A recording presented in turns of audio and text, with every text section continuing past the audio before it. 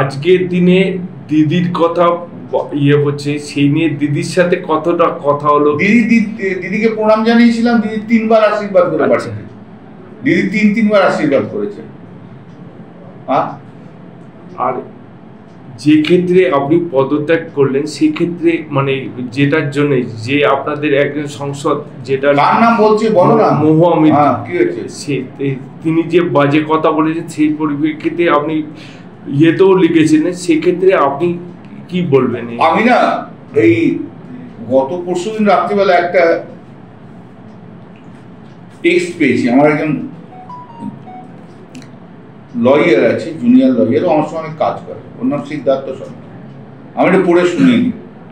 আর ও আমার না চিন্তা ভাবনাটাকে পাল্টে দিয়েছে। Sir, you are extraordinary talented, educated and well renowned senior advocate practicing all over the courts of the country, particularly in highest court of the country, our apex court. Lady like so-called fluent English-speaking kind of lady is disturbing your mind. Please do not disturb your peace, sir. You are precious to us and our country. You are senior most politician Lok Sabha elected consecutive times over 2 decades of MP. Just ignore her. She does not deserve your attention at all. Pardon me in case you do not approve. This is just a request from a junior advocate who respects you a lot. From the bottom of my heart, best wishes, sir. Good night and sorry once again for sending you message on this issue, although I have not right to say this. এই যখন লিখলো না, সত্যি সত্যি আমি ওর কথাটা ভেবেছি। আর আমি এখন ভেবেছি যে that lady is not my subject matter at all. And she is very below the standard. ওদের তার সম্বন্ধে কথা বলে তো কোনো লাভ নেই। আর ওই জন্যই মাথা গরম করে উল্টো পাল্টা বলেছি, দিদিকেও বলেছি। খারাপ লাগছে এখন, কেন শুধু দিদিকে বললাম, না বললেই ভালো হতো। এই টেক্সটটা আমার কিন্তু আমার চিন্তা ভাবনা থেকে অনেক পরিবর্তন করে দিয়েছে। অনেকের কাছে অনেক কিছু শেখার আছে, জুনিয়রদের কাছেও অনেক শেখার আছে।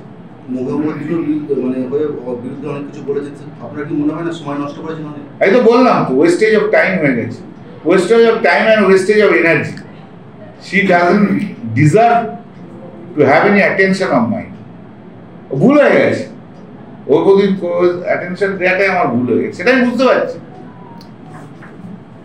ওয়েস্টেজ অফ টাইম হয়ে গেছে।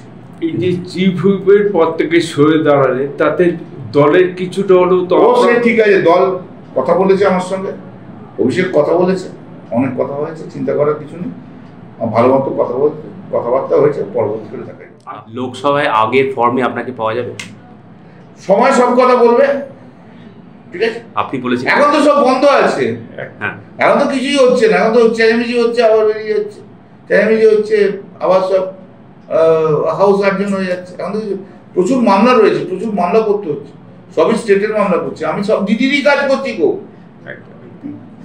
যে আরেকটা যা করছি দিদিরই কাজ করছি। আপনি বলেছিলেন আমি অন্য কাজ করছি না। আপনি বলেছিলেন লাস্ট বেঞ্চে বসবেন, সে ঠিক আছে, সব হয়, একবার হয়, আবার সব ঠিক হয়। দিদি ভাইয়ের সম্পর্ক সবসময় ঠিক। ডোনাল্ড ট্রাম্প 40 বছরের সম্পর্ক দিদি আর ভাইয়ের, বুঝেছো? ও তোমরা যতই লাগো আমাকে এই সম্পর্ক নষ্ট করতে পারবে না।